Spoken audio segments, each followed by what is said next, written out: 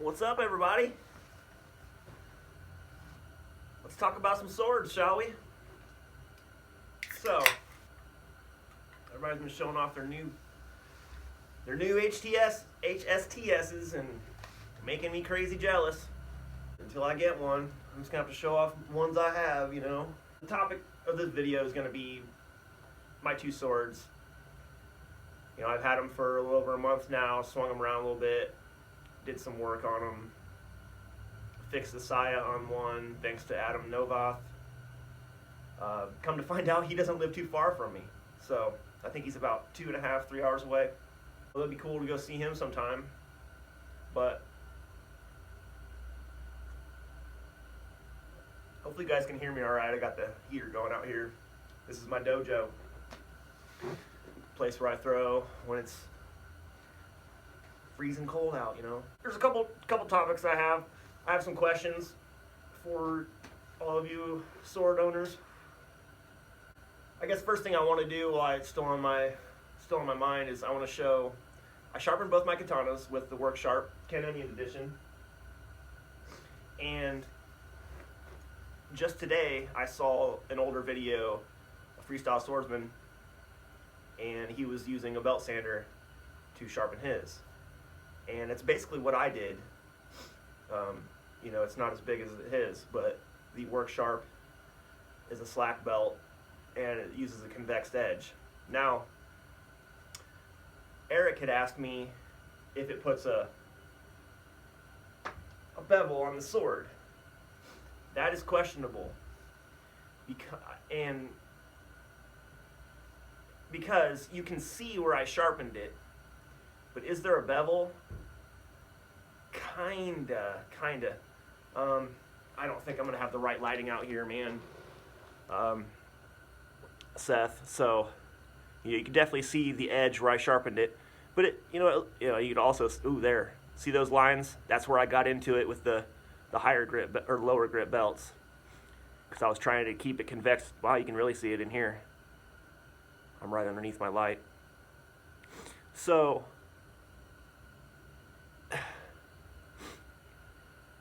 just because you can see the edge, does that mean it's a bevel? You know what I mean? Man, you can really see the blemishes I put in it. But when you're not under this light, you can't see it at all. But like I said, I was trying to keep it as true as possible, because I did not want a bevel. So I did my best. And I'm happy. I know I fucked it up a little bit, but I'm happy because they're swords now. You know, they're not just sword-shaped pieces of metal. They were not really of any use to me. I wanted to use the damn things. So, yeah.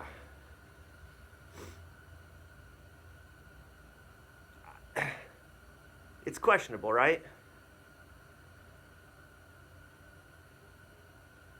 I do like the look of having no edge, you know. That's why I didn't sharpen the Unikuri Zakuri, because it just looks so fucking cool. Look legit, like a real sword, you know, real samurai sword. So, you know, I guess maybe you'd have to be here, Seth, to really give me. Can you feel it? Maybe. I don't know, man. It's hard. I don't really know. I can't really say. Does it affect the performance? Maybe slightly. I don't know. Like I said, though, they're swords now, and I can cut with them and do what I want, so that they're fun. Before, I was just kind of, whatever. Then after I sharpened them, hell yeah, you know? Like, I respected them more. Before, it was just, it wasn't really anything special. Now it feels the way it should, you know? It's awesome, man. I love these things. Love watching all you guys' videos, by the way. You guys are killing me with those new swords, man. Killing me. So, back to, I'm going to do like a little comparison since I have them both out here. The first thing is, both of these blades are the exact same size. This handle's a 1/2 inch longer than this one. This one's 10. This one is 10.5.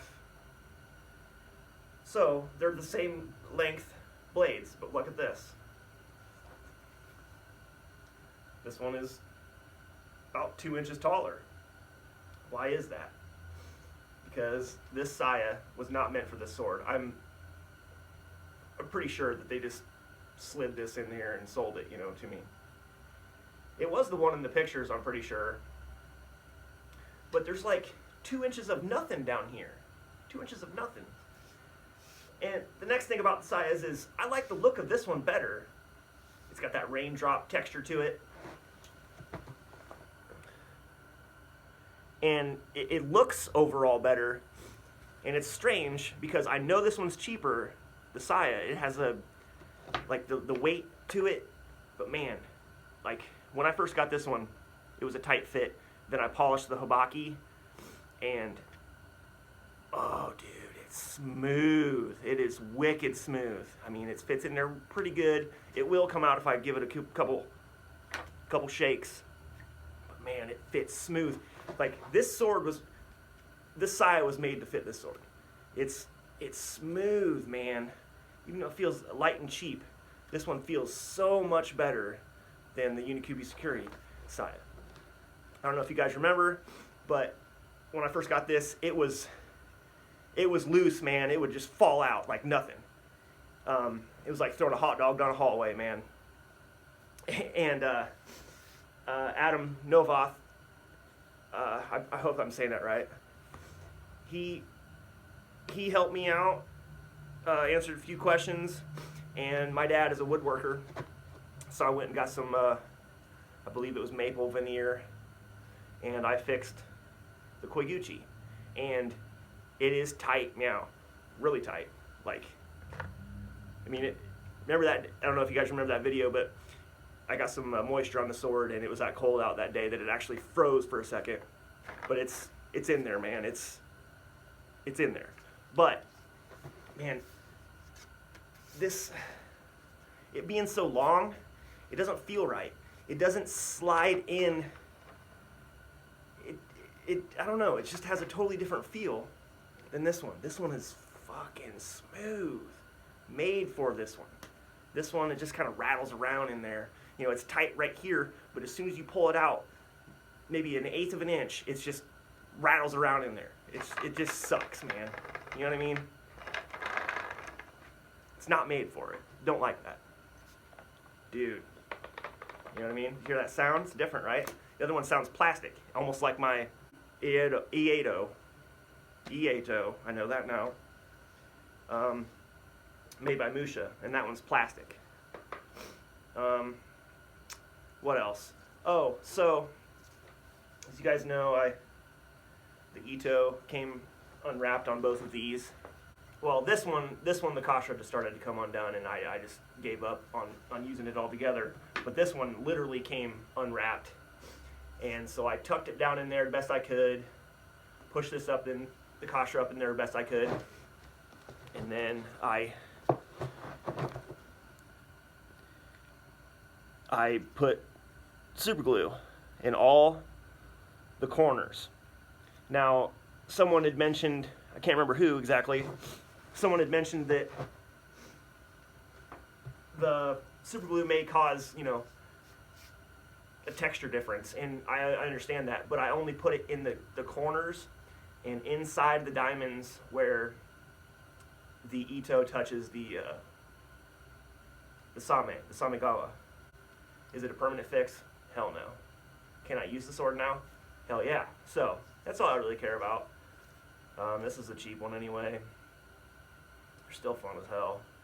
And, I mean, it bummed me out hardcore when I thought the whole wrap was going to come undone. So, it was a cheap way of doing it. And if it does come undone, then I'll probably won't spend money to have it sent out and professionally wrapped or anything. But, yeah, it was a quick fix.